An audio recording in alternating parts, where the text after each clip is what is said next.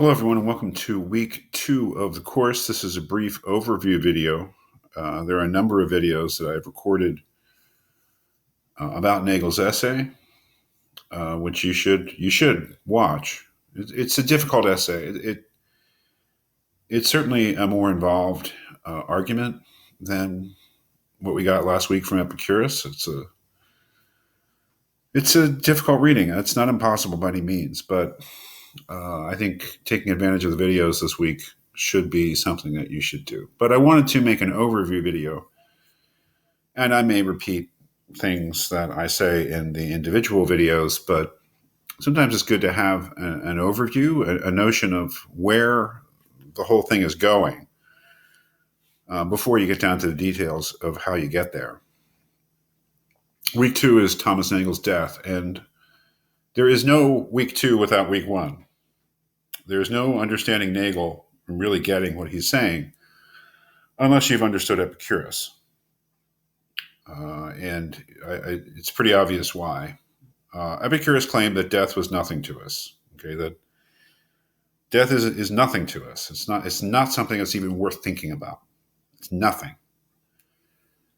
Why he said that, maybe not so important this week, but we know that he said something like this because when we are, death has not come.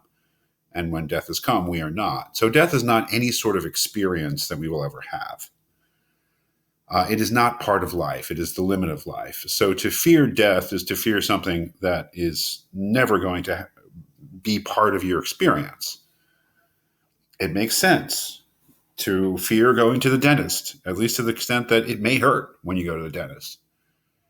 It may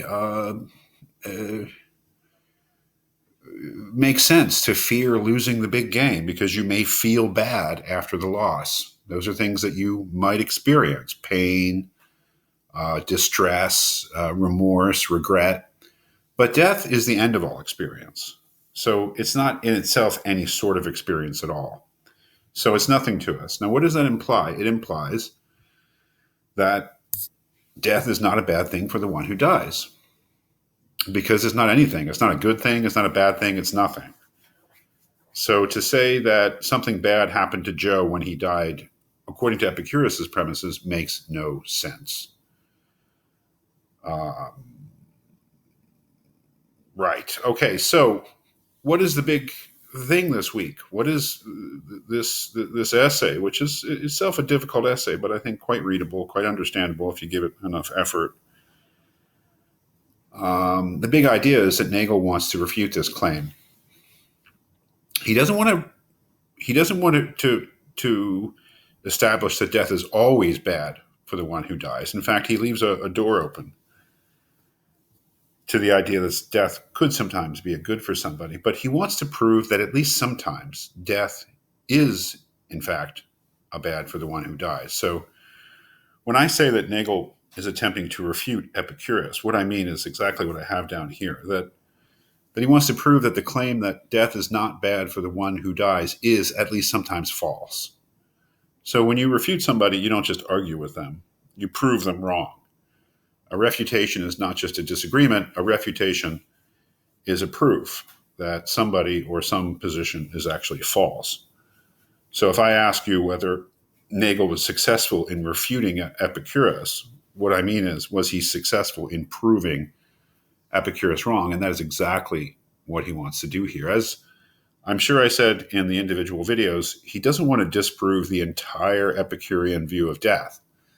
He accepts most of it. He accepts, at least provisionally, that death is the permanent, irreversible, irrevocable, and complete end of all consciousness and awareness and sensation. That essentially we become nothing at death. He accepts that. He accepts that death is not ever going to be a part of anyone's experience. That is, he openly says that there's no experience of what it's like to be dead. That doesn't make any sense. So he accepts those Epicurean ways of thinking of death. The one thing that he's concerned with is his disagreement with the conclusion that death is never to be said to be a bad thing for the one who dies. It's a very important part of Epicurus to say that it never makes sense to say that something bad happened to somebody when they died. Nagel, the whole point of his essay, and although he does go into some digressions, but the main focus, the one thing that he wants to establish, is that that's not always true. That at least in some cases, and perhaps in many or most, but at least in some cases, that death is indeed a bad thing for the one who dies. And the trick this week with this reading is to keep that in mind, that that is what Nagel wants to prove. And the trick is to see what his attempted proof is.